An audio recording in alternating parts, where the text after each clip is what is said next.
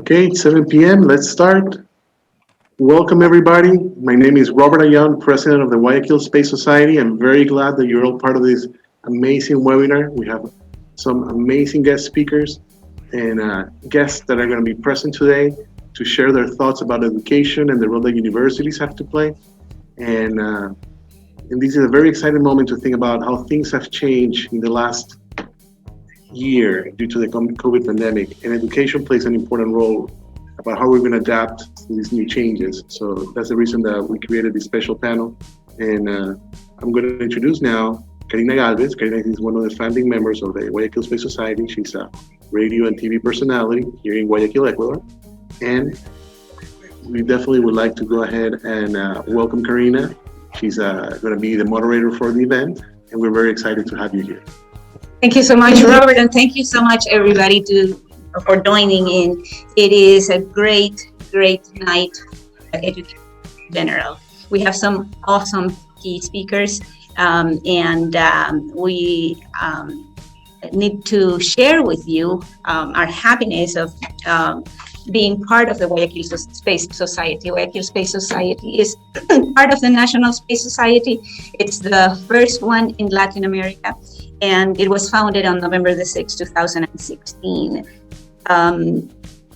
That night, here actually at the Hotel Oro Verde, where we are, and in fact you're welcome to come to Guayaquil and stay at Hotel Oro Verde. At that night at Hotel Oro Verde, Consul General Andrew Chair of the USA was with us, and there has always been this connection with Guayaquil Space Society and most of the key people involved in most of the key countries involved in space, including but not limited to the USA, Canada, France. So since a few months ago, the CEN, the Centro Ecuatoriano Norteamericano, has been sharing with us, and we are very thankful that they're one of our sponsors. And I'd like to welcome Consuelo Hidalgo. She is the cultural director of the CEN, the Centro Ecuatoriano Norteamericano in Guayaquil.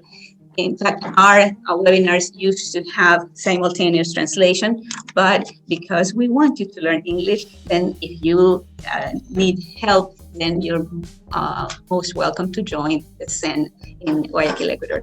That being said, Consuelo Hidalgo, welcome, and we're gonna welcome Consuelo Hidalgo with the CEN. Thank you so much. I want to say on behalf of the CEN that we are always very compromised with this webinars that the Guayaquil Space Society organized. This is very important, not only because of the contents, but of the statement that they make in the community and the society. Not only for putting this science among us, things that we need to talk about in countries where maybe we don't appreciate or really have sufficient knowledge about this content. So I am I'm very enthusiastic about STEM programs overall. We are doing one at the CEN that probably will be guiding, that it's only for girls in a woman-girl empowerment frame. And I am very glad that the CEN can join this and share this with all our audiences and viewers, because as I said, it's very important to us to support this kind of initiative. So thank you to the Guayaquil Space Society, to Robert, that it's always bursting with ideas that go along with our mission as a binational center. And of course, if you want to be part of this and want to learn a second language, you can always come to us and learn English at the CEN. So thank you very much. And then I won't take more time of you, and let's go to what it's very important here, that it's the speakers. Thank you. Thank you so much, Consuelo Hidalgo. In 1824, this is 6 years before Ecuador became a nation, Guayaquil was one of the first places in Latin America where the United States of America set a consulate. 1824. It was created through something called the Treaty of Peace, Friendship, Navigation. This is a perfect word for a webinar like this. Navigation and Commerce, and William Wheelwright was the first Consul General of the USA in Guayaquil. It is my pleasure and my honor tonight to welcome here with us Alicia Perez Gonzalez. She is the Consul General of the United States of America in Guayaquil, the Vice Consul of the United States of America in Guayaquil. Alicia, it's great having you here. Thank you. Thank you. Thank you very much for that welcome. Yes, I'm Vice Consul of the United States. Well, thank you to everybody. Thank you, Mr. Ayon, for the invitation. Good evening to all. And thank you to the Guayaquil Space Society, not only for the invitation, but also thank you and congratulations for continuing your mission, even in these most unusual of times. I have some prepared remarks. From the very foundations of space discovery in the Age of Enlightenment to our current era, from Isaac Newton in Cambridge to Nancy Grace Roman in the University of Chicago, it is really impossible to minimize the role that universities have played in space exploration, and particularly the role that American universities have played in the last 70 years. NASA's own Johnson Space Center currently has a center solely dedicated to university collaboration and partnership. And as recently as last year, 9 university teams, such as Arizona State University, San Diego State University, and the University of Colorado in Boulder, among others, were chosen to partner with NASA in the development of small spacecraft technologies. So while it is true that throughout its history, the American university system has attracted and opened its arms to the best and the brightest from every corner of the world, particularly in STEM, and as a consular officer, I can certainly attest that this continues to this day, including the acceptance of many Ecuadorian students to our schools. It is also true that this same openness for women and people of color is only a relatively new phenomenon. As I mentioned before, Nancy Grace Roman, she's considered the mother of the Hubble telescope. And she was told in high school that what lady would take mathematics instead of Latin? Fortunately, things have been changing gradually, and just last week, we celebrated the 7th Annual International Day of Women and Girls in Science. Simply put, the encouragement and acceptance of a variety of points of view and life experiences in every aspect of human activity, but particularly in institutions of higher education, will only produce a more vibrant pool of ideas and solutions to the challenges faced by humanity, and all but guarantee more discoveries and advancements in every area, including space.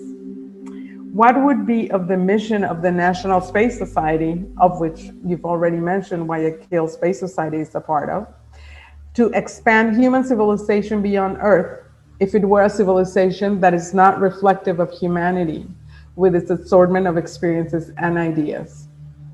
By embracing and expanding inclusiveness and diversity in academic and administrative positions, as well as in the academic opportunities they afford to students, universities can help lead not by the example of our power, but by the power of our example, a goal that was stated by President Biden in his inaugural address. It is no news to anybody that this past year has presented humanity with a once-in-a-generation set of challenges which have been met with science-based solutions. From our virtual connections, such as the one we're currently using, and which are ubiquitous now, but were unheard of to most of us, at least to me until last year, to the mRNA vaccines, which in and of themselves are wonders of science, and the product of many years of research and workability of the scientific method, STEM continues to step up to the plate and save us, the staggering number of human losses obviously notwithstanding. But aside from the understandable ray of hope that vaccines have provided for their life-saving capabilities, I honestly have found that the excitement for the science itself has been rather underwhelming. This lack of enthusiasm, however, did not happen with the two SpaceX's launches in 2020, which had ample live TV coverage and were worldwide trending topics on social media for hours. And just the same thing exactly happened yesterday with Perseverance's landing on Mars. And also, to say nothing of the attention that has been generated by the contest to be a part of the first all-civilian mission to space, which is aptly named Inspiration 4. So my question is, why does space exploration always generate an excitement in the everyday person that is not rivaled by other scientific endeavors? What is different about space exploration that is not found in any other human scientific achievements? And as a layperson, somebody with a professional development that is a field far from STEM, please, I would like to offer a very personal answer. And it is because space exploration excites us because it allows us to dream.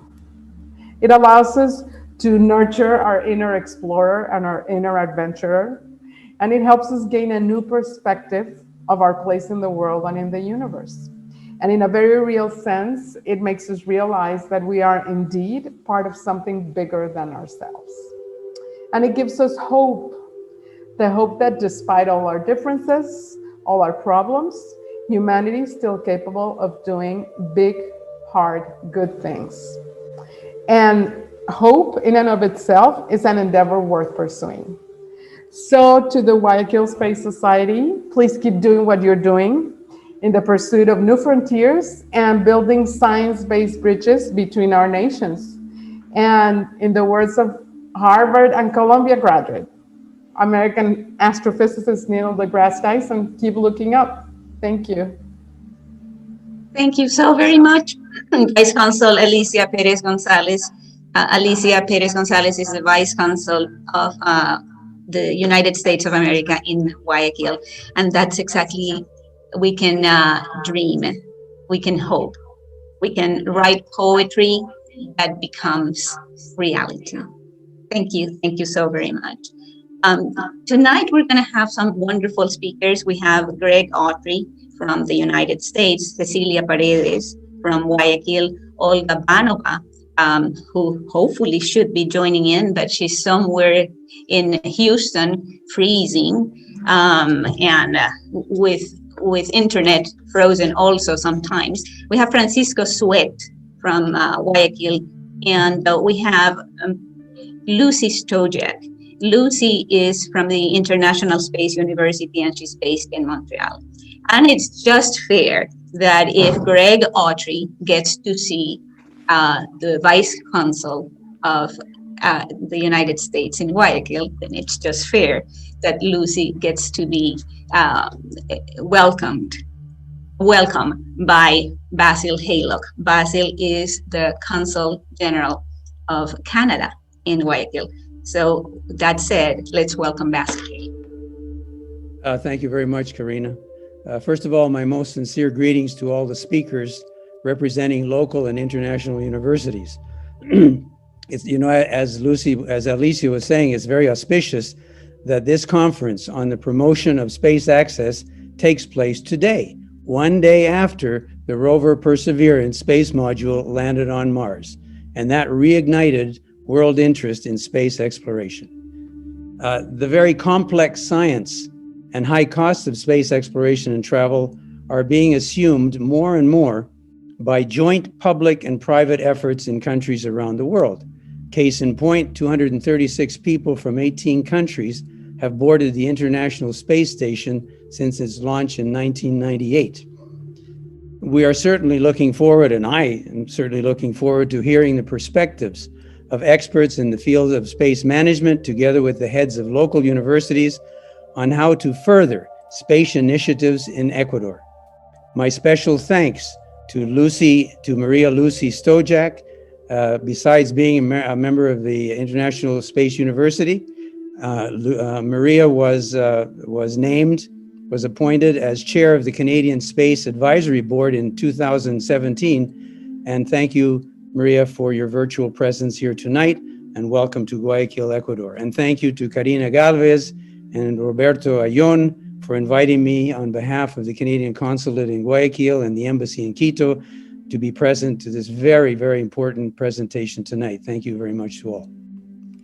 Thank you so very much, Basil. Hey, look, in fact, some words came to me from 1978, and it started something like, I couldn't find a better way to talk about this matter than by being a salesman myself.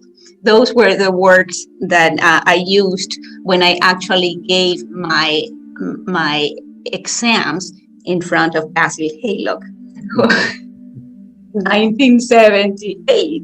So he is, just like the Sen is here, Basil Haylock is one of the people in Guayaquil who has guided a lot of people from Guayaquil into this new world of languages. And I thank you, Basil, for that. It was his alumni at the Jefferson School, and he also did the bus, and he picked me up at Barrio Centenario to take me to school. He probably doesn't remember me, but I was since secretary and PE teacher.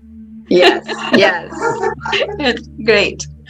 So, hi, teacher. We have some as I was saying before, some awesome speakers today, and because it is we're welcoming several of you, then we have a short time for each. The first one to speak, and who will speak a little bit longer than the rest, is going to be Greg Autry. He's going to be our key speakers, and then after that, then each speaker will have 5 minutes to talk about themselves, and also to talk about the role of the universities around the world promoting space access. The perseverance is an interesting word, and it joins everything that is happening here today. So with that, let's welcome Greg Autry. Greg is the chair of the safety working group of the COMSTAC, and COMSTAC stands for the Commercial Space Transportation Advisory Committee. That's what you will see if you go into Wikipedia and you look him up. What you would like to share also today with you is that Greg Autry is the nominee for Chief Financial Officer of NASA, and let's just hope that you make that nomination. Greg, he's usually somewhere in the world freezing to death, but today he joins us dressed just as if he would be going to a luau from Hawaii. Greg, thanks so much for being here.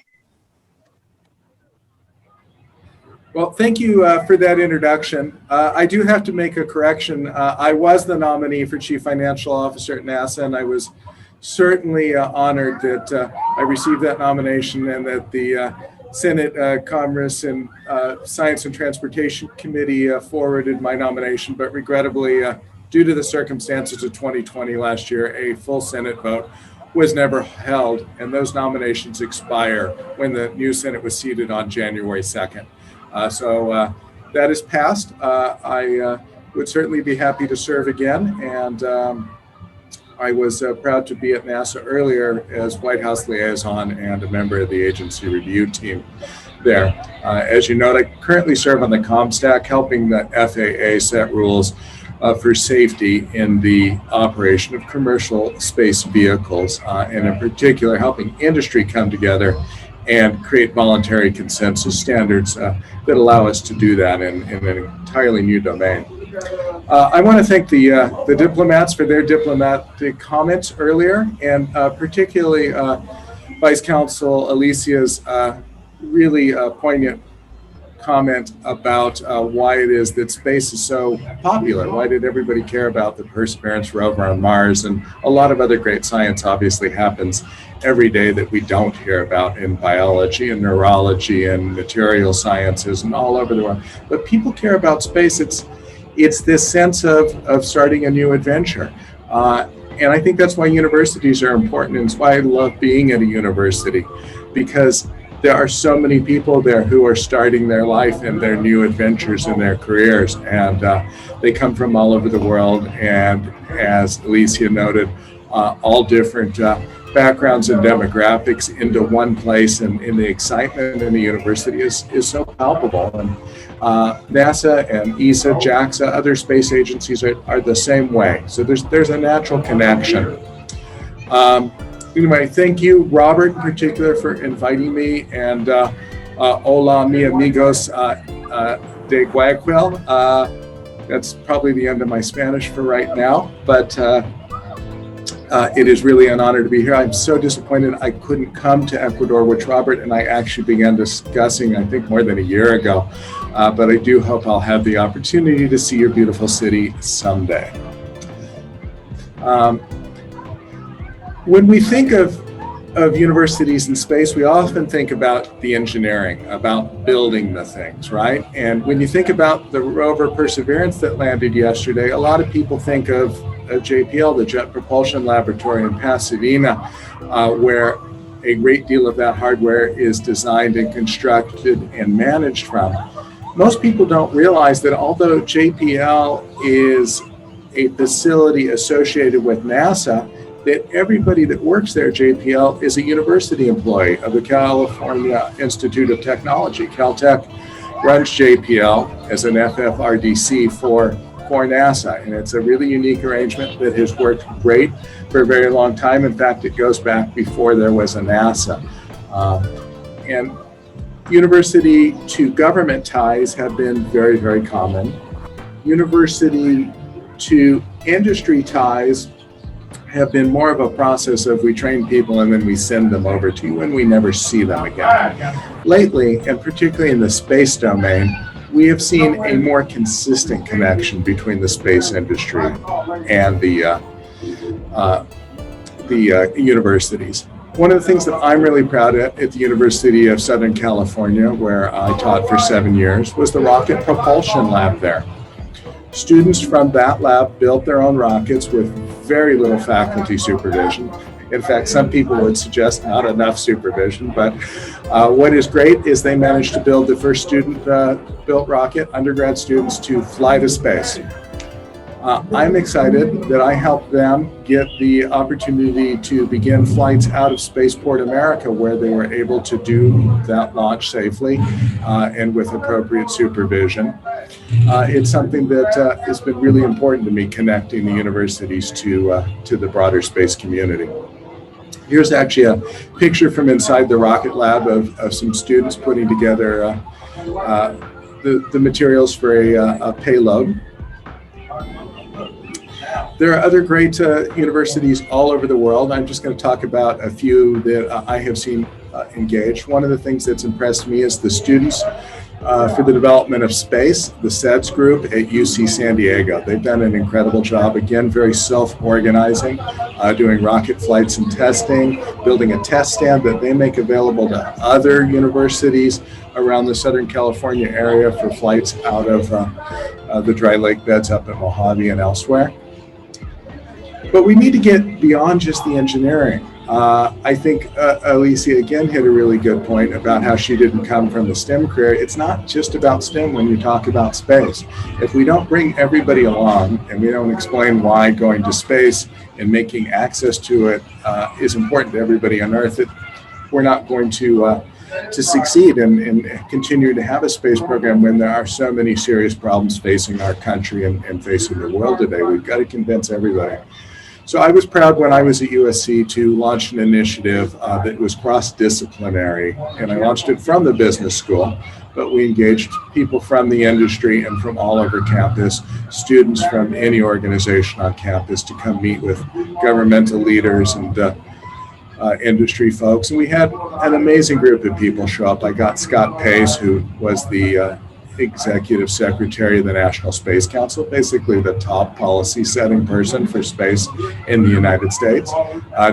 That's him in the upper left-hand corner. Down in the lower right-hand corner, I got General Charlie Bolden, who was President Obama's NASA administrator for many years and really set the success for companies like SpaceX and their commercial activities in space in concert with NASA.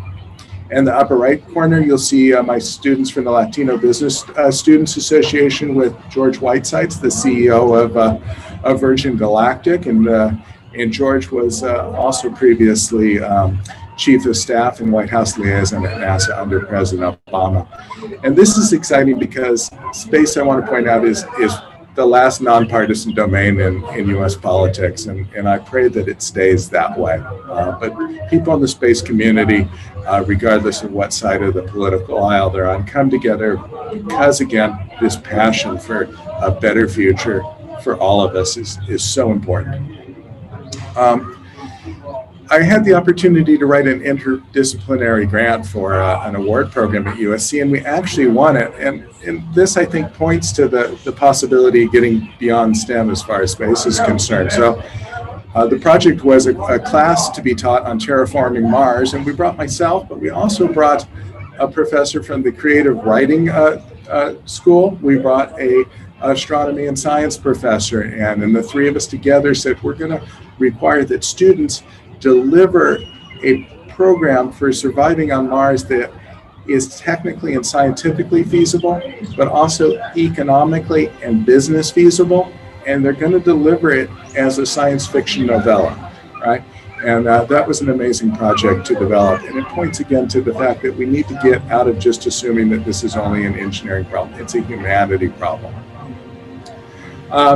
The other great thing that happens is economic development that comes out of universities. There were a couple of students at USC who I'm proud to have met when they were students in the rocket propulsion lab. They formed a company called Relativity Space to 3D print rockets, and they have raised $650 million to date to do that. And they now have a dedicated launch pad at Cape Canaveral and another one at Vandenberg Air Force Base in California. So universities can make a very big real world difference in actually providing physical access to space. I also teach at Florida Tech in a program in concert with the International Space University. It's a Center for Entrepreneurship. It's a graduate certificate program in commercial space. And normally we teach that on site at the Kennedy Space Center in Florida. This last year, of course, we're online. For this year, we're going to be hybrid, we hope, online. And at the end of the summer, we hope to have an on-site capstone event at the Space Center, COVID conditions permitting. There's some students having a good time. And again, students from all over the world, which has been very exciting, and all different backgrounds. And so many of them have gone on to great careers after this.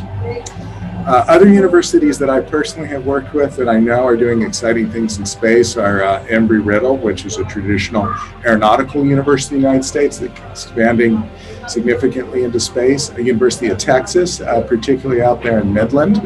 And I'm excited to be doing a series of videos now that I'm helping Oxford University produce that connects their brilliance in AI and big data to challenges in space. But I do have to say that any university in all the world, I think, that has really got it right and is standing out is the Arizona State University. They have launched a series of initiatives. If you look at the initiatives menu under their School of Earth and Space Exploration, the cross-disciplinary work they're doing across campus is hitting on all cylinders. And I've been talking to them about some other really great ideas. If you want to really get engaged in space, look at that, the ASU model. Anyway, you can find me here. I don't want to talk too much more. I am excited to hear from the rest of the panelists and engage in your questions. So thank you very much, and let's all go forward and do great things for the future of humanity together. Thank you so very much, Greg. And in fact, I was actually timing you, and you're right there on time. Lots of practice. Years and years ago, it was my voice that appeared in some airlines. So tonight I am prepared to say, le queda un minuto, when there's just one minute left. So you didn't get to that part, Greg. Thank you so much. It's incredible how many careers there are that we can focus what we're doing right now and change it and making sure that somehow they work in anything related to the space, or vice versa, use whatever is being learned through the space and convert it into something that would help here. In fact, in this past week and in the following weeks, there will be a lot of people graduating from high school. And it's great that you who are attending can see people like Greg and learn about all these different opportunities of different careers that are offered. We are going to welcome now our Cecilia Paredes. Cecilia Paredes is with the SPOL. SPOL stands for la Universidad Politécnica del Litoral, Escuela Politécnica del Litoral. Cecilia is president of something, an institution, and I'm going to say this with you. Let me grab some air. Okay. She es la presidente del Consejo Superior del Espacio de Mujeres Líderes de Instituciones de Educación Superior de las Américas. I said. With that, welcome, Cecilia Paredes. It is really an honor to have you with us. You are an inspiration for many women, whether they are in science or not. And we are very glad at the Guayaquil Space Society. Welcome. Well, thank you very much. Good night. Thank you. It's really an honor to be here and to share a panel with such academia people that are very representative of the aerospace industry. When Robert approached me to present something here, I was curious. I was excited, I have to say. This week, this has been the highlight of the week because I've been asking all my faculty members to think of things with today. If today we had the possibility, think of things that we could do within this industry. That was the first highlight of my week because I got such a response. It was amazing. And the second highlight of my week was when I saw the Perseverance land, and my 11-year-old boy and my 9-year-old girl both were very excited about it. And they were talking to me about it, and we got to talk about engineering and science and all the wonderful things in the aerospace industry. So I thought I'd share with you a presentation of what my university is. I'm proud to represent the top #1 university, public university in Ecuador. University in Ecuador is free if you're in the public system. So students don't pay anything, but I always tell our students is that they're granted a full ride scholarship to the top polytechnic university, and then they have to graduate with honors and think about the service they're going to do to humanity. So let me share. I think I can share. Yeah. So I'm going to go very quickly with this presentation, which is about SPOL and what we do and what today. So we were founded 62 years ago. We are in top 18 Latin America university according to the QS ranking. Our mission is very important because we think that we are part of society and we help them improve the life and to promote sustainable and equitable development through integral and competent education, high quality, research and innovation, which is very important for us. This is our university. We have 814 faculty members. I was looking at these numbers. It used to be a little higher for female faculty members. It's gone down a little bit, so I have to work on that. So we have around 10,000 undergrad students, 33 programs. 7,000 of those 10,000 are in science and engineering. And in terms of how many women we have, about 38% of our students are female. And same thing with graduate education. We have 38 programs, 3 PhD programs, around 1,400 students, and it's about the same composition of male and female. 13 of our engineering programs are accredited with ABIT. We're the only one in the coast that have this accreditation, which is, I think you all know, and all of them are in engineering. We also have another accreditation, which is our business school, which it's accredited with AACSB and AMBA. So we are a university. We are a polytechnic university. We do research as well. So we have 9 institutional research centers. We have also departmental research centers. We have research groups. And we today, out of the 800 faculty members that you saw at the beginning, around 280 do active research in the university. These are our research areas. We recently reviewed them. We discussed it with the whole our stakeholders, and it's similar to most of the universities, but we included some of the important things for us, which is sustainable and innovative industry, digital technologies, energy, agricultural. We are an agriculture country, so it just makes sense that we have those areas. So our approach, even though we're a public university and our programs should focus on the development of Ecuador, we realized our students will do work in a globalized world. So we impel their development of soft skills as well as their program-related discipline skills.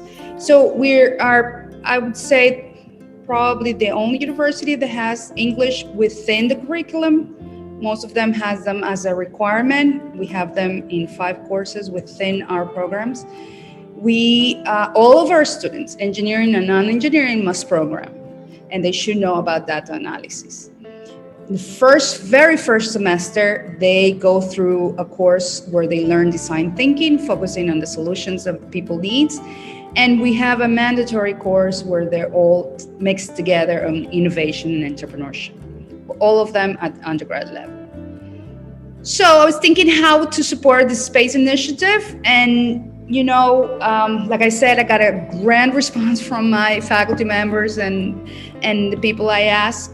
So how do we do it from a country that has very little done in aerospace industry? So the only way we do this is creating globally connected initiatives through our 16 existing undergraduate and graduate programs, research groups, and centers. So I thought maybe I should tell you a little bit about our current capacities. So we focus on a lot of things, but these are current capacities that we thought it could be related to the aerospace industry: food and engineering, material science and engineering, which is my field, and energy, big data, IoT, artificial intelligence, all the computing areas, and of course, space mining.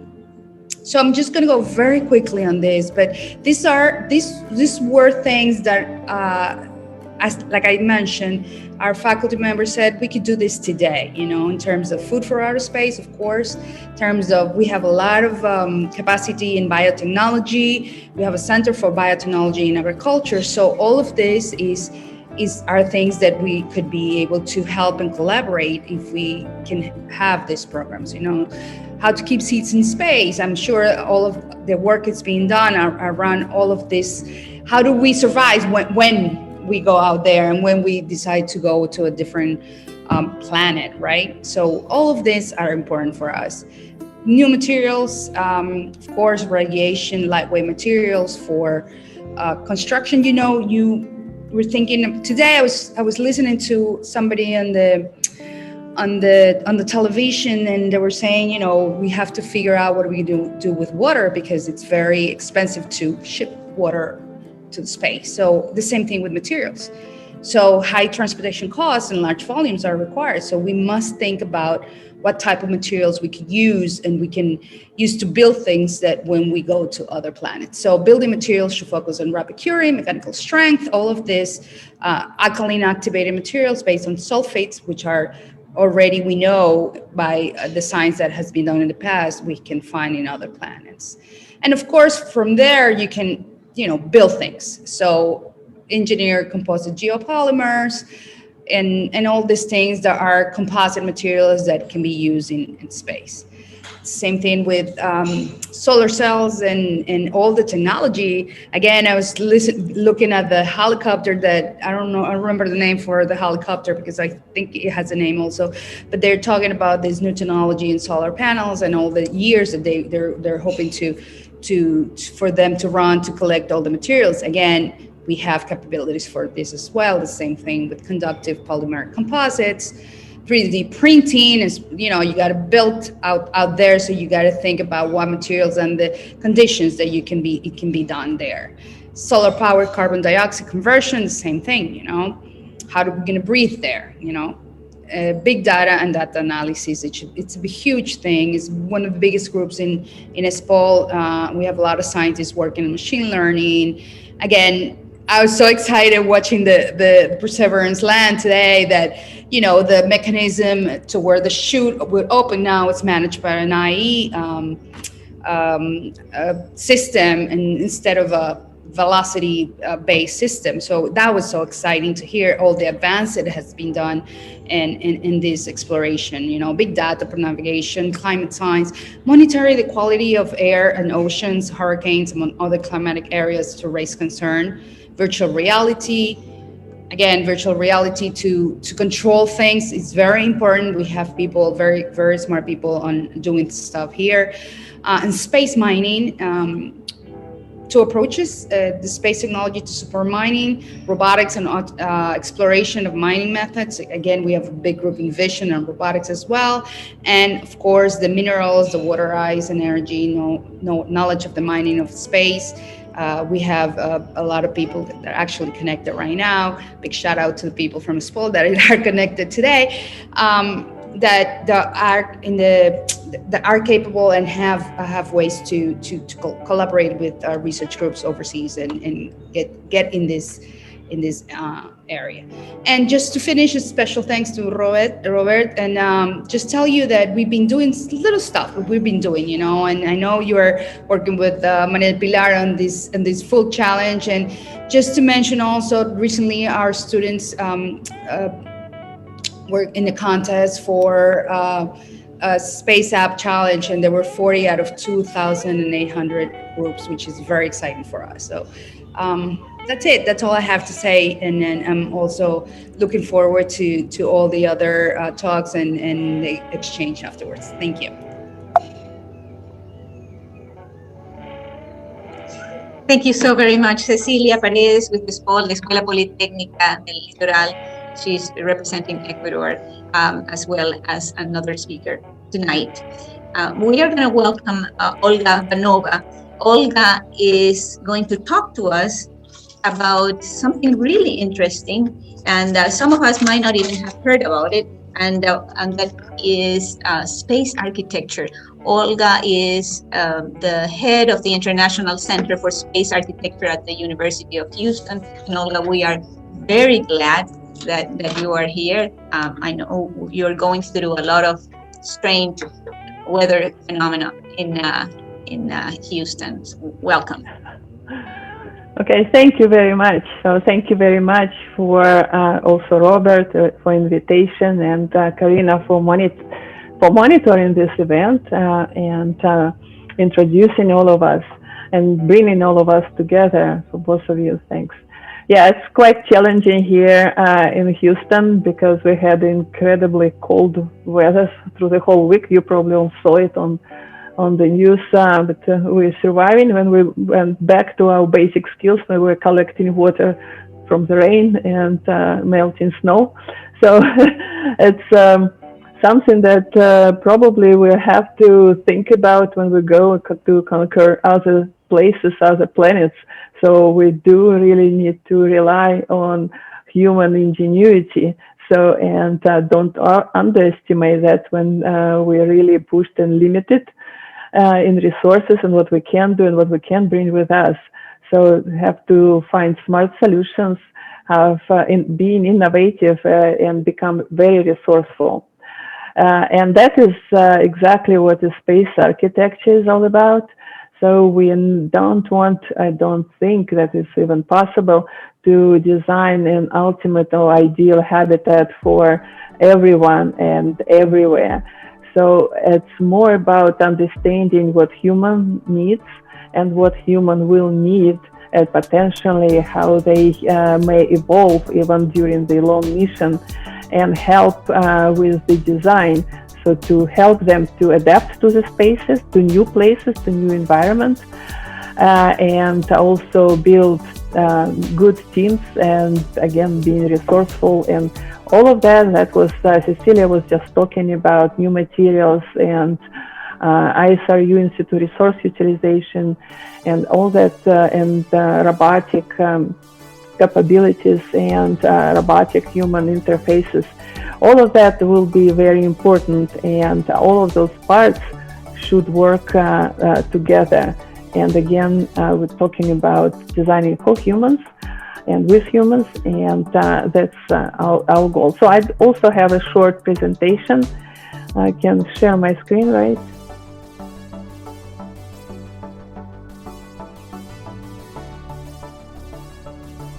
Okay, can you see it? Yes. It's really exciting STEM education frontier, because space architecture is not in between, but combines all those exciting disciplines that are in architecture, in industrial design, and in engineering, and different types of engineering. Of course, we're talking about mechanical engineering, aerospace engineering, but our program is very multidisciplinary by nature. We have students coming from different backgrounds, from different countries. It's very international and multidisciplinary, as I said. And the whole idea of the way how we put it together is to let students not only learn from experts and from teachers, of course, but also from each other and from each other's background, and respect each other's background. It's not like only engineering way or only architectural way. Nobody is worse or better. It's everybody is creative in different ways, and we only succeed when we can bring all of these capabilities together. So our students, as I said, they are architects, undergraduate degrees in architecture, in engineering, in science, in product design, and they're coming from all over the world. We don't have, we do have people from Ecuador graduated from our program, but they are Houstonians. So we don't have students from Ecuador yet, but we have students from Brazil, from Japan, from all over Europe, from Russia. And again, it's amazing to see how eager they learn from each other, and how eager they want to do, of course, the best. And our program, the first semester is usually oriented on a team project. So new students are working together on a team project. It can be competition, or it can be just a project related to whatever is happening right now in the space industry. Of course, we are located in Houston, so it's very much oriented and related to what is happening at Johnson Space Center. Work on projects with Boeing, and work with ILC Dover and Oceaneering and all other companies. We also have students who are coming from the industry, those who are working at the Johnson Space Center, or again, also Boeing, or Wiley, or Lockheed Martin, and then they can do it in part-time program, which will be like 5 semesters. We also have a dual degree program. I didn't mention it here, but it's in Master of Science in Aerospace Engineering and Master of Science in Space Architecture. And for much less hours, students in shorter period of time can get this dual degree, which is definitely an advantage. So they have to meet all the prerequisites, of course, that's coming from engineering and architectural sides of the program. But we have more and more students pursuing this path.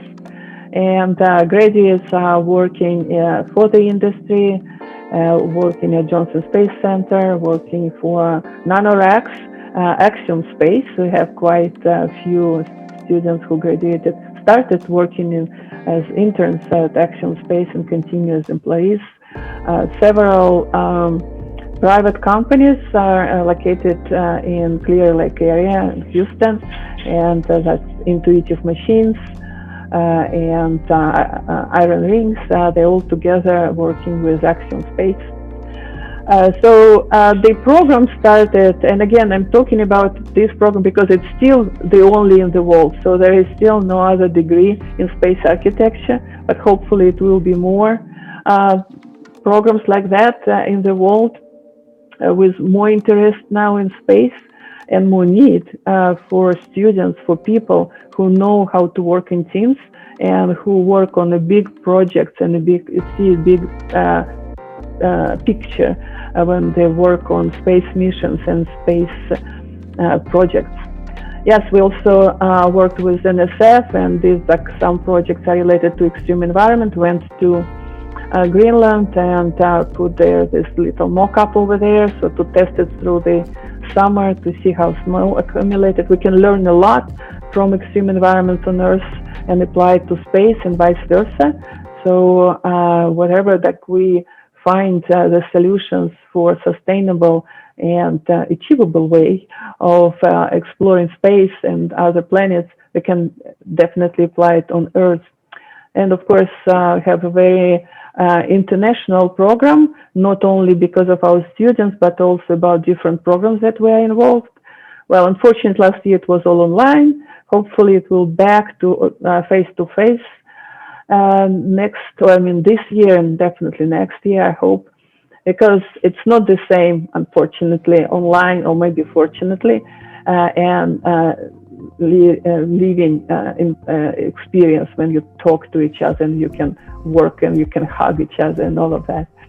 So we have summer exchange program with bringing students to Moscow for 2 weeks of space development theory and practice. This program is sponsored. It's not governmentally sponsored. It's sponsored through Baker Institute, Rice University, and Mr. George Abbey is a good friend. And so he is really the engine who brought and make this program happen. So here you see our group, our students and students from other universities around the world, and of course Moscow Technical University, Bauman Technical University, there at Energia Museum. We also host workshops, and this is the picture on top. It we were hosting a group of high school students from China coming and designing space habitats, Mars habitats. It was very, very always alive and very active process. All our students are working at that as mentors for these high school students. So they have their teams and they competing. That's very competitive. Actually, high schoolers are very competitive. So we have also students, these are from Greece, students from Europe, and these are also from Moscow, and we have good relationship with Swedish universities. So I think international experience is very important, and international not only collaboration at the higher level, but between the students is the key, because they are not students forever, right? So we hope they will be space leaders in the future, and they will know how to work with each other, and they see each other as friends and continue treating each other as friends. So, and of course, we have wonderful mentors, cosmonauts and astronauts who are also coming, talking to students, and we have many of us, personal relationship with them. Bonnie Dunbar was our director for a short period of time. Now she's with Texas A&M University, but still a very good friend, and helps mentoring the students. Cosmonaut Sergei Krikalev is also a good friend. He's very busy, but every time we are in Moscow, he meets with the students. He always finds time to talk to them. Again, Alexander Alexandrov visited us last year, and he now does online lectures and talking about his experience on space station Salyut and Mir. which is absolutely tremendous. Of course, it's a treasure to be able to talk to those people and have their first-hand experience shared with the students. And Shannon Lucy, so she came at the very earliest stage of when the program just started, talking to students, and that also was amazing how she was talking about her experience during the flight on Mir Station. So that's, I don't know if, I hope I didn't talk too long. And this concludes my presentation. I can talk forever about the program and about space architecture, but I thought better leave time for questions. And then you can find history of our program online, and all of that is also quite available. Few projects are also online. In the chat, I put the link to our website. Okay, thanks a lot. Thank you so much, Olga Vanova, with the University of Houston. In fact, in Ecuador, we are very proud and we're also very thankful for your involvement. We do have a dear person to us, Pedro Mateo Alvarez. He is from Quito, Ecuador, and he was a University of Houston student. In fact, he was one of your pupils and is now working at Axion. And it's hard for us to think of somebody from Ecuador having a degree in space architecture. That happens thanks to you. Thank you. Thank you so very much. Now, perseverance is the steady persistence in a course of action, a purpose, especially in spite of difficulties, obstacles, and discouragement. And that can be any career, really. But it just takes somebody to focus and just keep going and keep going and keep going, and you'll be able to learn about many things. With that said, I'm going to welcome Francisco Sweet. He is one of the founding members of the Guayaquil Space Society. He's the Dean of the School of Economics, Business and Enterprise at the US, that's Universidad Espíritu Santo. He is the former Secretary of Finance of Ecuador, graduated from Princeton with a master's degree in public affairs and Bachelor of Arts in Wesleyan. He writes on newspapers in different parts of Ecuador and Latin America every week. We are very honored, Francisco, to welcome you here tonight. Well, thank you indeed. It's good to be here.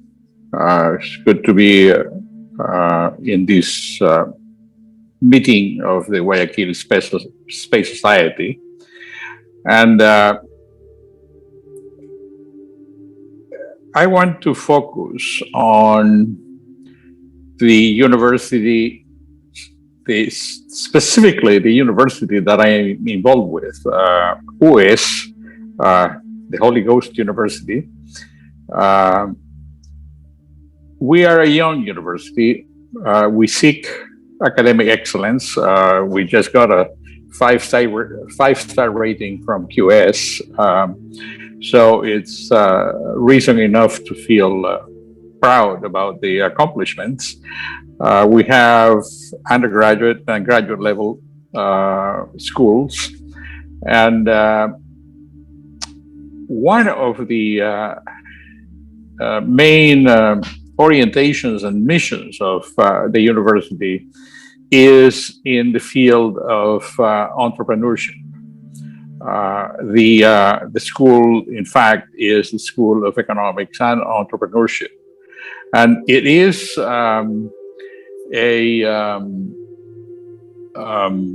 I'd say that the mission is very clearly stated.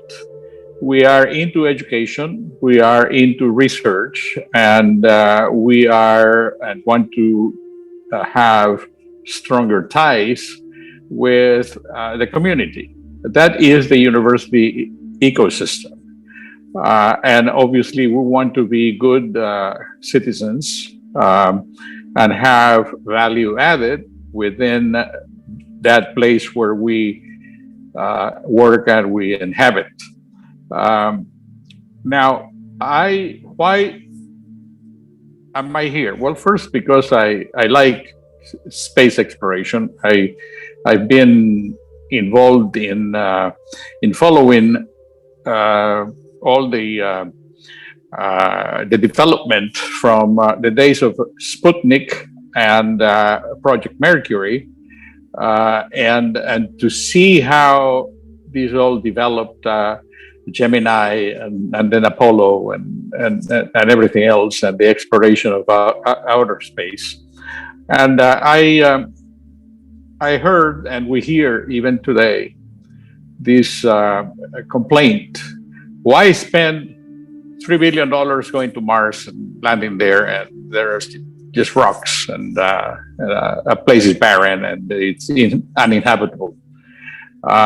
Well, the point of all this is that the development of science is extremely important and underpins the development of entrepreneurship and the development of the modern world. I mean, we cannot think or even envision or even conceive today's world without all the scientific development that has taken place. In my lifetime, we went from the types of phones that you had to crank in order to get to an exchange and make a phone call, to the smartphones of today. So obviously, this baggage of knowledge and the application of that knowledge to the betterment of humankind and improving the levels of welfare of people is extremely important. And it is a particularly important task in the field of economic development. Economic development that is not just a matter of aggregating macro values, but working at the level of entrepreneurs.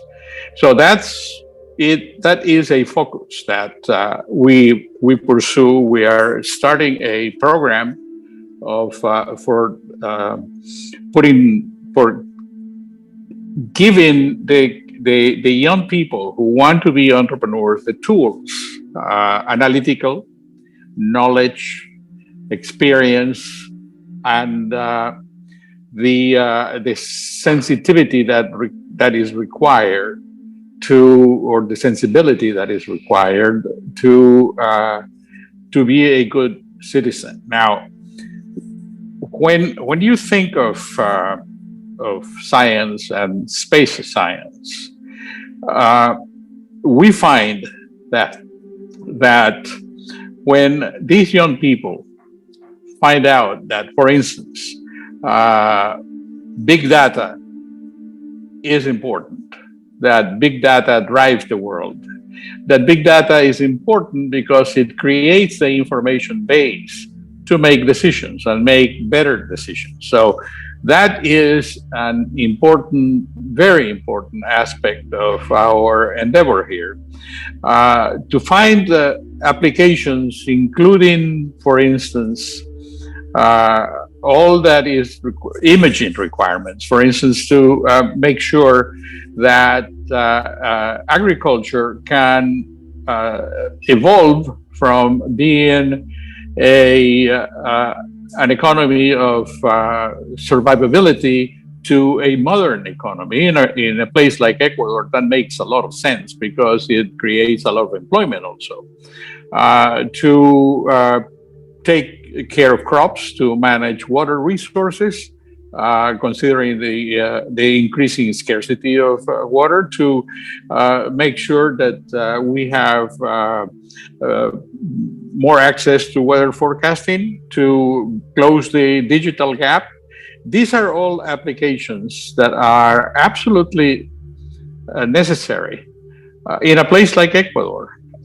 If we want to improve educational levels, we will have to use mass media. We will have to use satellite technology so that we can reach the farthest places in the country with knowledge, with education, with learning, so that kids that are disadvantaged because of geography, location, and the fact that resources do not reach them as they should, well, will have the advantage of having access to an education. Also, and finally, the matter of combining the resources of the university with the needs of a community is a social element in education that we want to make sure that forms part of our work, and we owe all of that, or we will use to the best of our ability all the resources, the science, the hardware, the software that is given us by the likes of space exploration, and because we think and we believe firmly that even if our final destiny is in the stars, we certainly have to take better care of our own home planet. Thank you very much. Absolutely. Thank you so much, Francisco Sweat. And we do have to take care of our planet, and what we learn from everything that we create for space can actually be used to the betterment of Earth and vice versa. Thank you so very much for your words, Francisco Sweat.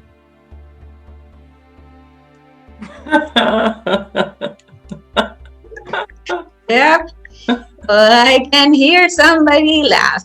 And in fact, in 1951, when CBS first broadcast the I Love Lucy show, those words were traveling nearly at the speed of light to receivers all over America. And then they bounced and they flew for years and years and years. In fact, in 2008, when NPR made this article, up to that point, her voice, Lucy's voice, had traveled for 200 trillion miles in 57 light years. We've gone from Lucy to another Lucy, and she can actually tells us a lot of the science behind that. And with that, we welcome Lucy Stojak. Lucy is a faculty member of the International Space University. And in fact, I take this opportunity to say hello to Juan Dalmau, or Juan Dalmau. He is in Strasbourg. He's the president of the International Space University. And so we welcome our own Lucy Stojak.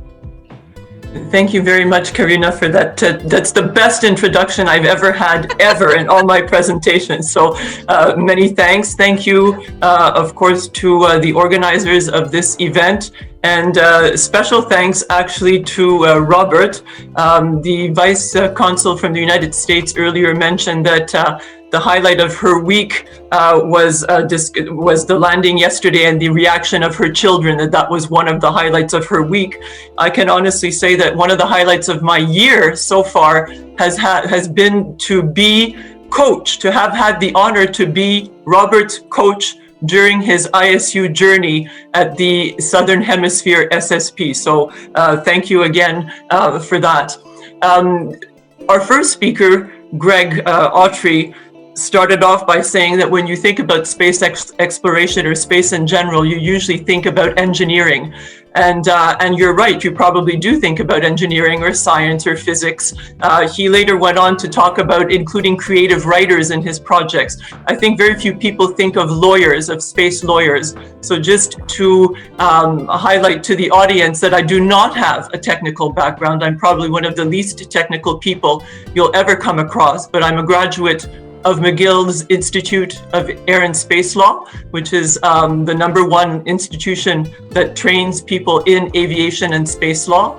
And I would like to talk to you about a special type of university, which is the International Space University, which was founded in 1987 by three young, dynamic, young entrepreneurs. One was an entrepreneur, one was a dreamer. They had different backgrounds, medical, engineering, and political science background. And they founded the International Space University for the following reason. They were passionate about space. It was a different geopolitical time frame. They wanted space to be an inherently collaborative forum, and they thought that there was no better way to create a community of people who want to develop space for the betterment of mankind than to create an institution where you would immediately learn in an interdisciplinary fashion how to carry out space activities and how to carry out space exploration. So ISU is based on a 3I educational approach: international, intercultural, and interdisciplinary. So in the disciplines, you have the hard disciplines, but you also have humanities, law, business, and management. The intercultural is not only because the participants come from different countries, but the participants are from space agencies, they're students, they're from young startups. So you have cultural diversity within the participants. And so this aspect also is highlighted for the respect of how different people think and how different people can collaborate on space projects, which will increasingly become more collaborative and larger scale. So one country alone cannot do it by itself. So you will need to understand not just disciplines, but different cultural backgrounds. And another way that they achieve their educational process is by making people work on projects. So this teamwork, to be able to apply the discipline, to be able to work through a project, to be able to understand the challenges, is also very much part of the new pedagogical approach that ISU decided to adopt back in 1987. It has different types of programs. It has executive short-term programs. I will maybe focus on two. The original program, the SSP, is an intensive 9-week program held in a different city every year. Robert just graduated from the Southern Hemisphere program, which is held in Australia. And I think that one of the huge strengths behind universities, ISU, but universities in general, is the ability to create communities and the ability to create networks. So the ISU community, since its inception, now has close to 6,000 alumni from 110 different countries.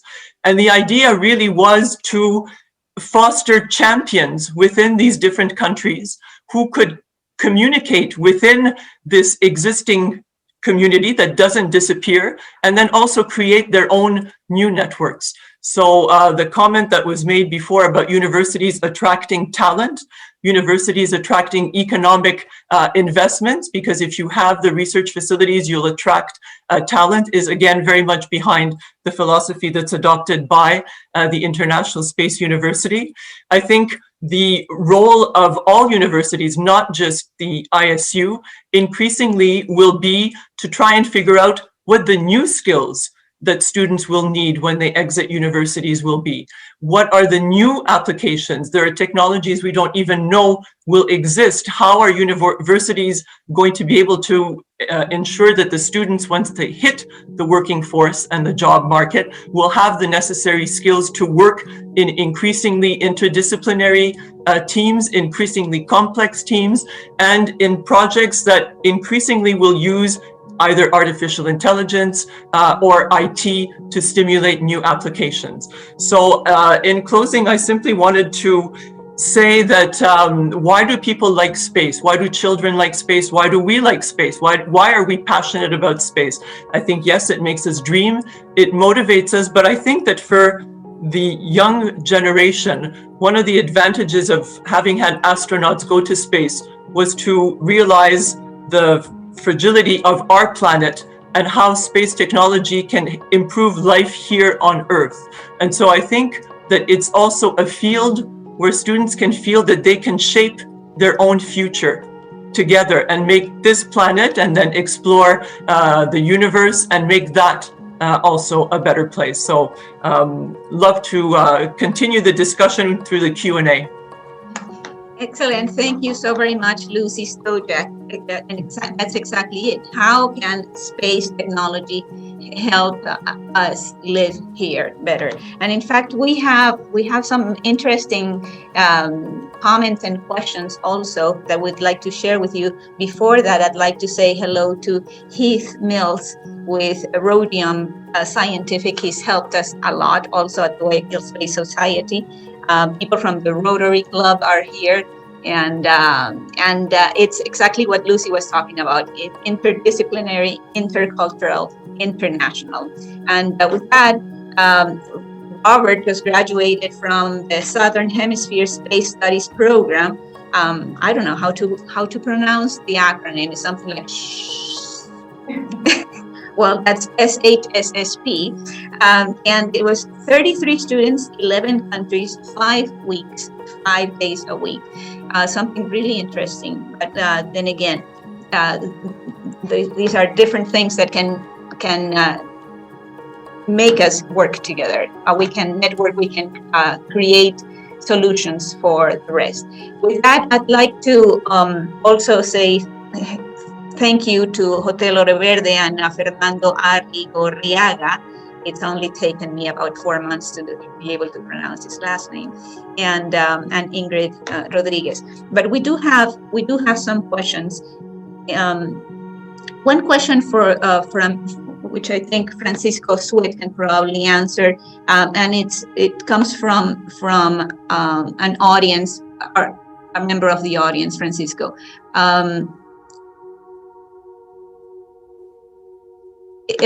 Juan Daniel says, Ecuador is a country in which most people don't study past high school, but space should be for all.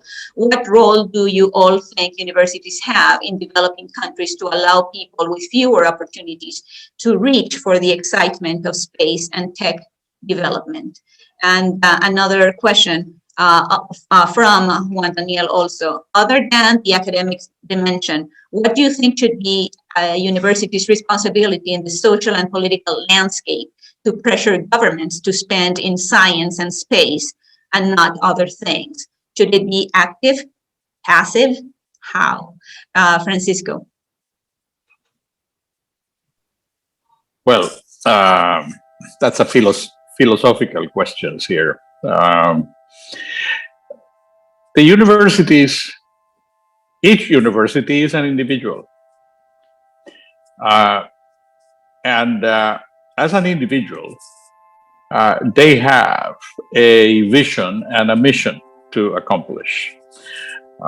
I say that, for instance, here in Guayaquil, and Cecilia has already given us a very important tour of the ESPOL vision and mission and their accomplishments. And I say that they are a very important corporate citizen of Guayaquil, of Ecuador, and of the world. They and they are focused very much on science, although they take up social sciences also, and business included. In our case, we are a smaller university, a much younger university, 25 years now, and that makes it very young. And we also have a sense of mission, and as I explained before, we believe that the university as an individual has, on the one hand, the mission and the task of educating. That is to say, to transfer knowledge through the pensum in the different subject matters and careers. Now, it is up to the individuals, to the students, what they choose to do.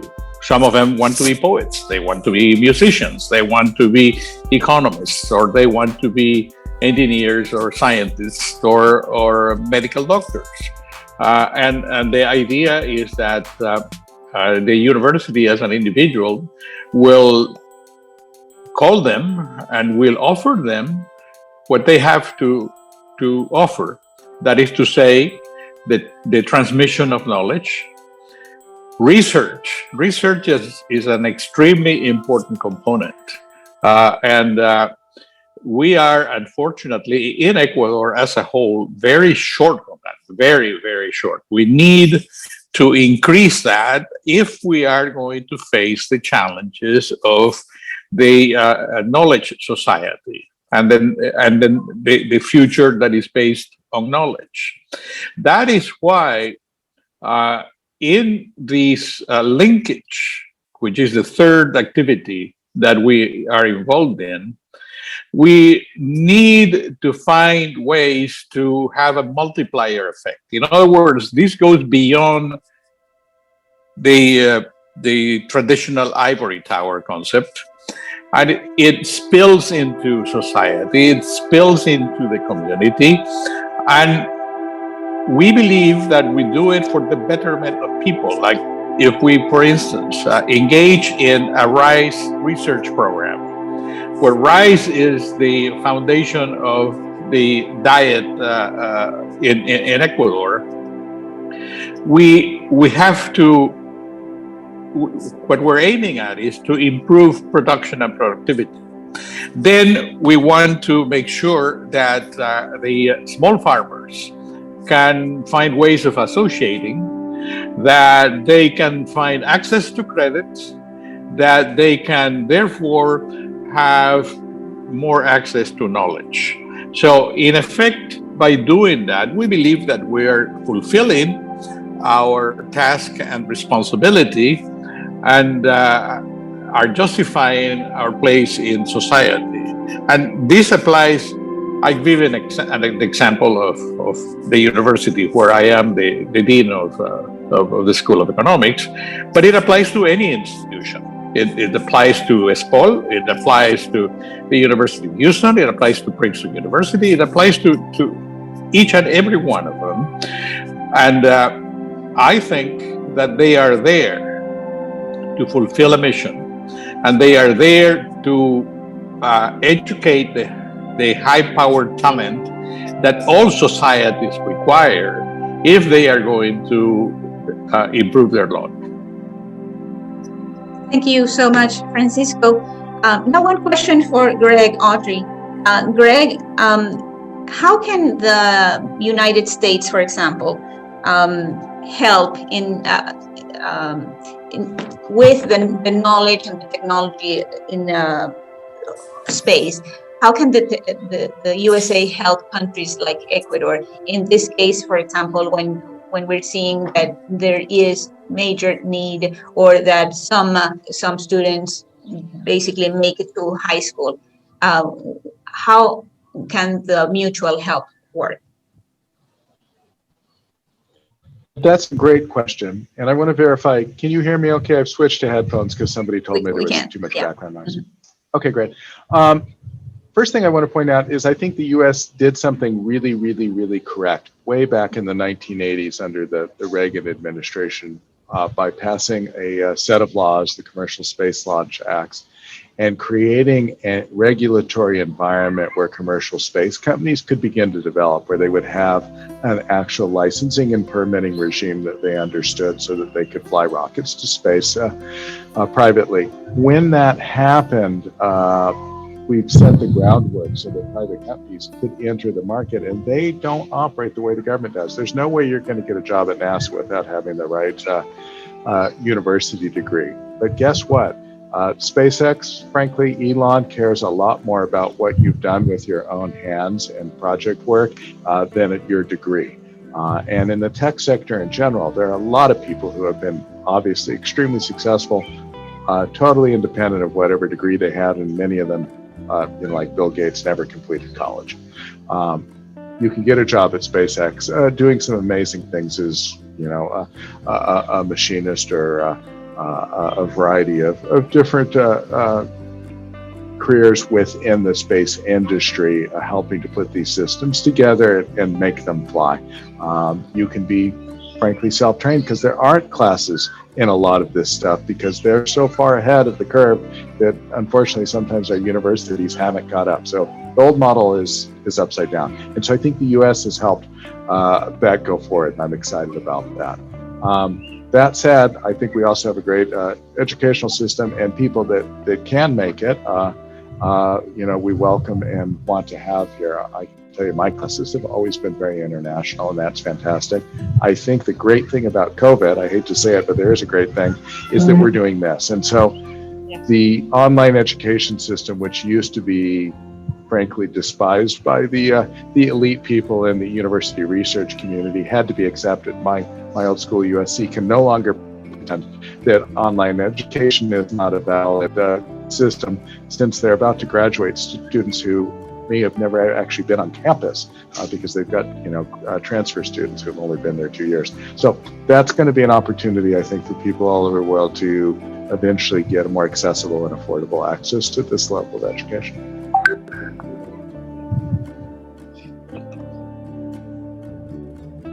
Thank you so much, Greg. The word COVID takes me to another question, but before, Cecilia, did you want to say anything? Sure. Yeah, I just want to make sure that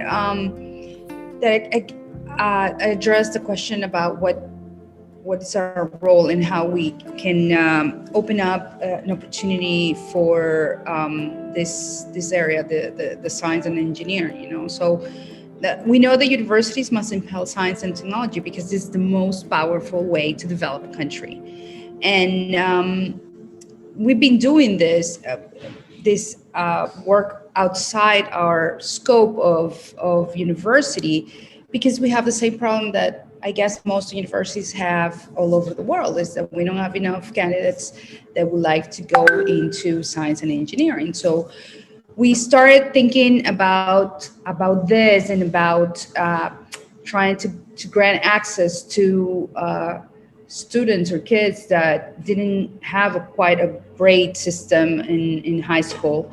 And so we created these science camps. We call it AHA for the aha moment when they discover the science behind everything when they're playing. So they learn physics, mathematics, chemistry, and biology by playing, being fun for them. And as a matter of fact, now we've been doing it for over 15 years, and now we're seeing students in ESPOL that came through that program. We have scholarship for that programs. We like to make it open or more access to kids that have no way to pay it. So we offer scholarships for them, and we make sure that we don't only concentrate on students, but we have increased our scope to parents. It's so interesting, especially when we talk about women. It's how an effect that family have in terms of perhaps not, I don't want to say letting, but yeah, like leading them not to be in the field of science and engineering because maybe parents are afraid of what they're going to do, or even kids that they don't know what it is, this field, or what to do. I remember people asking me if I was going to fix cars because when I became a mechanical engineer, are you going to fix cars all your life? If that's not mechanical engineering or materials engineering. So we're working also with parents, and we're also working with teachers from public schools, helping them develop methodologies for them to teach their students better, for them to love math, to love physics. And even if they don't go to science and engineering, we'll have citizens that would be more interested in science and engineering. And I guess there's, just to finish my response to a question about what should we do, should we be more active in terms of what we ask for science and development, or the budget that the government gives us, or we allocate for science for research mainly. And of course we have to be more active, and of course this has to be done, because now we see why it's so important in terms of where we're living. In this pandemic, science became the reason why people are alive versus the people are not alive. And as long as everyday people think that is important, then all of us are going to push our politicians to make sure they allocate money for this.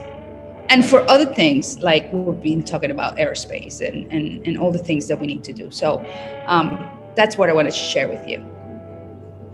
Thank you so much, Cecilia. And in fact, knowledge knowledge that can be taken to other places. Unlike, for example, Lucy, that she was able to take her law degree and change it into law that has to do with space. Math, science, technology, engineering, it doesn't matter what language you speak, you can still use it and somehow communicate in that particular language of the science and of the math. And that is also a path, not just for education and well-being in normal situations, but it could be a path to take us away, for example, from situations like domestic violence, and be able to support ourselves and get out of really harsh situations, and in which our own knowledge can help us. Now, Jaime asked what items or systems that are used in space nowadays can be manufactured by universities, and likewise, what materials or systems can be applied in agriculture or medicine, such as a mechanical ventilator to help people with COVID. Before we go into that part, I'd like to share with Jaime that years ago, I was involved in some rescue activities, and they gave us something called MREs.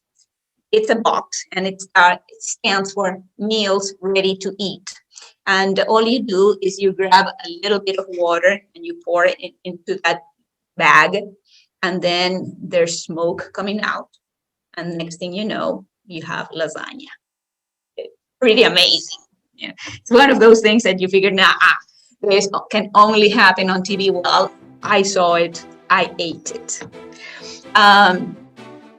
If we're able to take those meals ready to eat to places where people somehow are not being able to go to the supermarket, or simply the supermarket doesn't exist anymore, not just because there's a problem with employees or COVID, but because there is a landslide, there's an earthquake.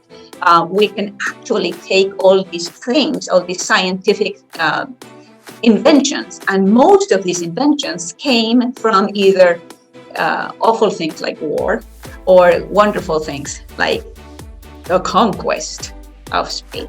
But let's go now to the answer for something like this, and I would like to have Lucy answer that. Lucy, what items or systems that are used in space nowadays can be manufactured by universities, and likewise, what materials or systems can be applied in agriculture or medicine, such as a mechanical ventilator, for example, to help people with COVID? I will try to answer this question. Perhaps I'm not the one with the best background on this panel, but let me maybe be inspired by some Canadian examples. In Canada, some of our specializations include robotics. We're investing a lot in medicine, on long duration flights. What can you learn to apply in your medical systems in your country? Telemedicine, again, Canada geographically is a very large country. So to be able to connect and to be able to use telemedicine is something that is vital to us. In terms of what can be manufactured in space, I really will ask someone who's got a technical background to step in, but perhaps I would like to make the following point about linking this question with a comment that was made before about if there are so many problems on Earth, why invest in space if you have education problems, etc. And I'm going to try and make the following link. I would say that a lot of people who are here know about space, have their field of interest in space, and you can take for granted that everyone knows what you know and that everyone thinks that space is a wonderful sector to invest in. And so the case for space consistently has to be made in each country, either with government individuals so that they understand the value, the returns and the spin-offs in medical field, in new materials that could be developed. The case for space has to continue to be made in universities as well, to try and obtain research funds to keep abreast of new knowledge, and maybe more importantly with the public. I was very interested by the comments of Cecilia earlier about the importance of educating the parents, getting them enthusiastic about space. And I think that the case for space has to continue to be made in order to get better investments and new materials and new technologies that could help here on Earth. Absolutely, Lucy. And in fact, Francisco was also saying that if the things that we learned for space can be used here, and we can actually, we need to realize that there's just a very few, there's a small number of people who actually either make it to be astronauts and stuff, but just like Greg was saying, it opens the opportunity for a lot of different jobs, and in fact, jobs worldwide. We've had, as panelists here at the Guayaquil Space Society, people in the space tourism industry, for example, who are canvassing through the world to see what deserts or what mountains can be used for places where you can, for example, set a place where people would pretend that they are in Mars. And that way, it would be not just the hardship of being needing food and see how can you make it, but also how you can emotionally deal with something like that. And in turn, what is helping those people practice, quote unquote, as being an astronaut, can also be transferred to companies who can make it into leadership and management trainings for their own employees and stuff. So everything can be linked, and it's really, really interesting. Now, one question for Olga. Yes. I think it's just I'm sure our colleagues from the engineering, maybe Greg will answer this better, but I think who should manufacture this are the companies, but innovation, it's done together. Research is done at university, and we connect with industry, and innovation wouldn't exist if industry wouldn't be there. So I often say you can, through the university, you can push spin-offs or ideas that they want to pursue, but manufacturing is 100% job, very hard, very it's a job that has to be done in itself. And in the university, we do research, but we also teach and we also do extension. So I think that this has to be done in collaboration, in what we call the innovation circle and synergy. Okay. Absolutely. Yeah, I would like to your thoughts about it. Yeah, I like to hear it. Exactly what Cecilia said. So you can learn to improve manufacturing techniques, and you can learn to develop certain products that can later be manufactured. But the actual process of manufacturing is a scale process, which really needs to have private investment come in and be done in another facility. It's not appropriate for a university setting, except for very specialized single-off components. Like most of the rover that landed on Mars yesterday were in fact produced at Caltech at a university, because that's a one-off system. But if you want to make 1 million rovers, no, you're not going to do that at a university. So there is that relationship. I do want to hit real quick on Lucy's good point about the application of space to quote those problems right here on Earth, and whether that's ventilators for COVID or other things. It's important. But the number one thing that we haven't talked about that is critical is climate. And people need to realize how important space is to that issue. I unfortunately saw an advertisement that Greta Thunberg's group put out yesterday in connection to the Mars rover that basically disparaged the idea of space settlement, and they called it space tourism, but they meant settlement on Mars as being a waste of time and money because we've got this climate problem here on Earth that the other 99% of us need to deal with. Well, guess what? What would you know about climate if you didn't have NASA's Earth observation systems looking at the ice levels in the Arctic, if you didn't have the NOAA buoys all over the oceans, all the world's talking to satellite systems, giving us the data on what's happening with our planet? How would you remediate it if you didn't have solar power? Guess what? Solar power's first customer was the US space program, and consistently the space program has pushed the highest performance solar photovoltaic systems. NASA was the first organization to put solar on the Earth. They did it in several locations around the world to demonstrate that you could actually power buildings on Earth. This was back in the 1970s. And then finally, look at Mars. It lost its atmosphere. Where did it go? It had oceans. It was apparently a warm and hospitable world to life, and now it's a barren desert. Venus was apparently a reasonable place to be and is now a runaway climate greenhouse problem where the temperature is 700 degrees on the surface. Something happened there, and if we understand why it happened, we'll know a lot more about our own climate. So it's really important to realize that. Absolutely. We need to learn from history. And when we say those words, we tend to think we need to learn from 1860 or from 1920 or from 1700s. But in this case, it's learning from what happened millions and millions and millions of years ago, of light years ago, or what could be happening later on. Olga Banova, how can we transfer the knowledge of something like, for example, space architecture into knowledge that can be used in our reality here on Earth right now, like applications? Can that be used, I don't know, maybe for real estate, something like CAD, for example, in different situations? How can we use the knowledge from space architecture and apply it into Earth?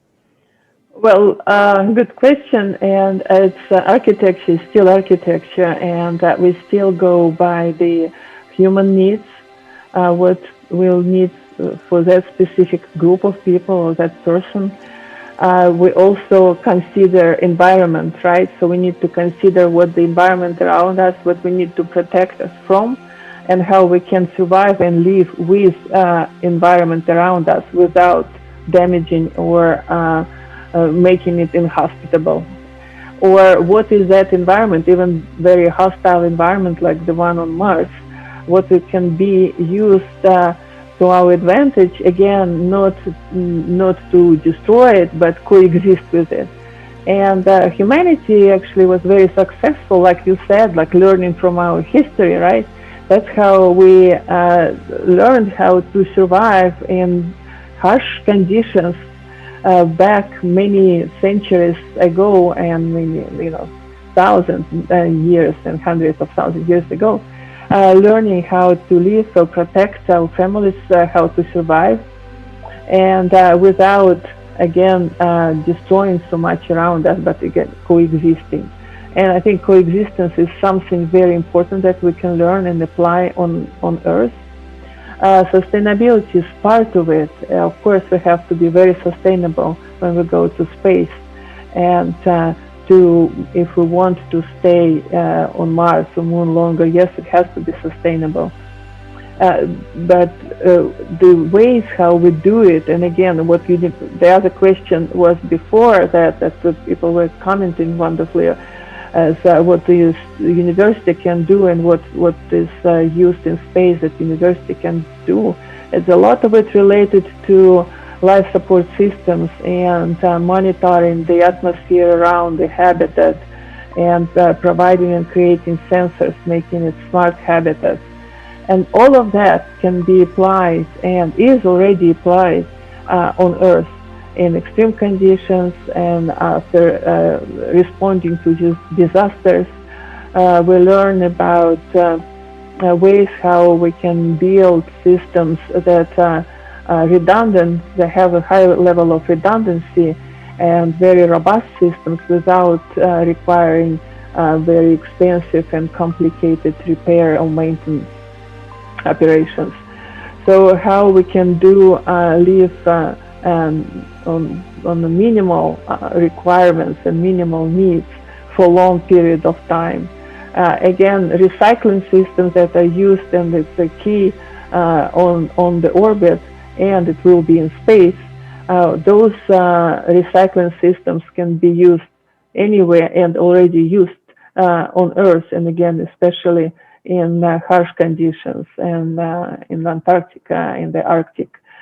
So we're constantly learning and having your mind open and looking at different industries. We're talking about even mining industry on Earth.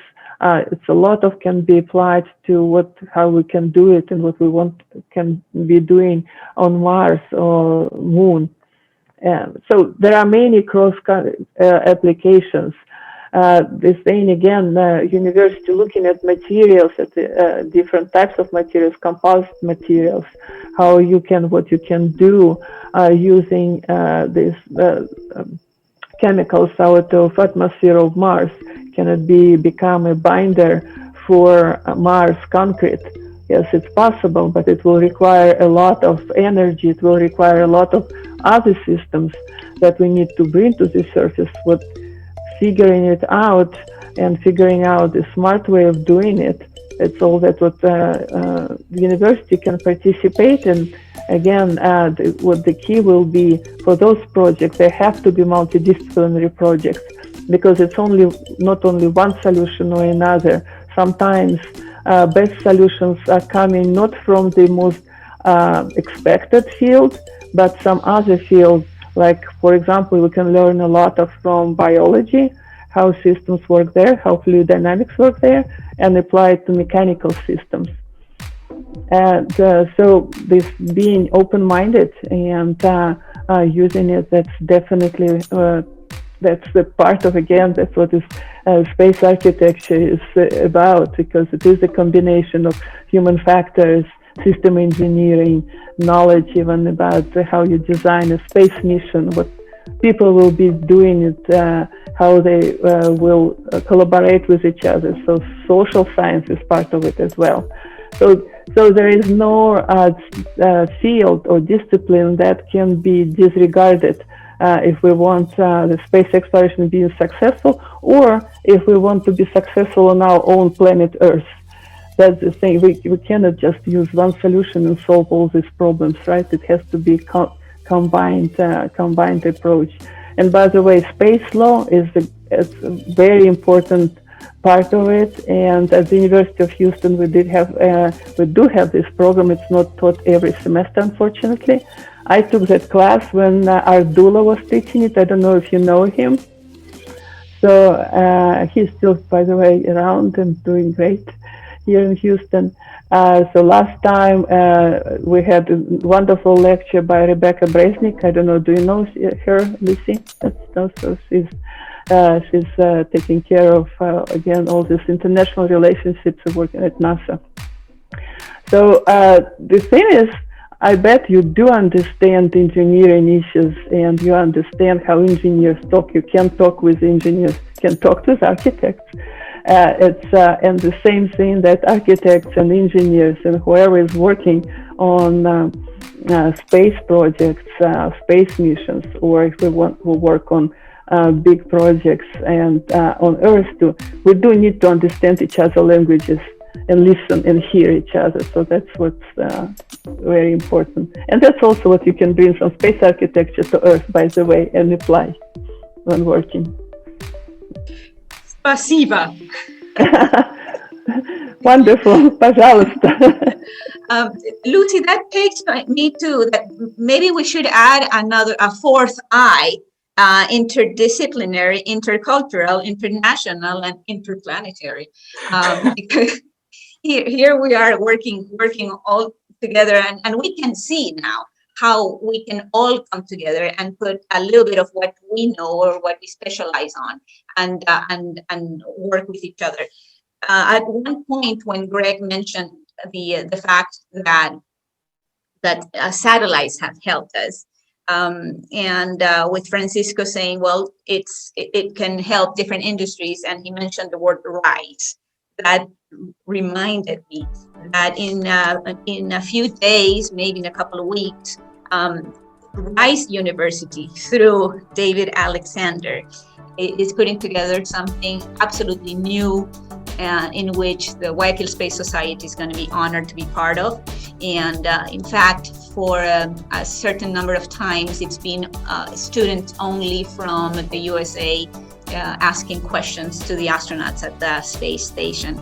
And this time, through the help of David Alexander from Rice University, who he's an astrophysicist, if I recall correctly, but he's also a Scot. He's from Scotland. So he's been able to get Nicola Sturgeon, the Prime Minister of Scotland, to say hello to the astronauts and the people, and also the students from Guayaquil. So we already have something set up for our students from Guayaquil, some students from Scotland, and some students from Houston to ask questions to the astronauts at the space station. We will let you all know when that happens so that you join us. But that brings me to the fact that even though we are dreamers, it doesn't matter how crazy the dream is. If we share it with each other, then maybe somebody can make it happen. People like Heath Mills from Rhodium Scientific, people like Robert Ayon, little children who said, well, what happens if we send seeds to space? And in fact, the people from the Colegio Javier in Guayaquil sent the little people. These are the students from Guayaquil, sent radish seeds, Ecuadorian radish seeds, to space. And we're going to compare it to what happened with the plants that we planted here. And they were supposed to be there for a couple of months, and that's it. Well, guess what? COVID happened. And then they stayed in space longer, which is great because now we can actually learn a little bit more of what happened if they stayed longer. And then they came down to Earth. Here they are on Earth, but now they are freezing in Houston. So science gives us all these what ifs, and it's really interesting how we as humans deal with that. And it's been an incredible night. And I ask you, if you don't know about the Guayaquil Space Society, to become a member of the Guayaquil Space Society, all you have to say is, I want to be a member of the Guayaquil Space Society. You don't have to pay anything or anything. And just join us, because together we can work on letting the world know how important STEM and STEAM is. STEM stands for science, technology, engineering, and math. STEAM, you add an A there, and that's the A for art.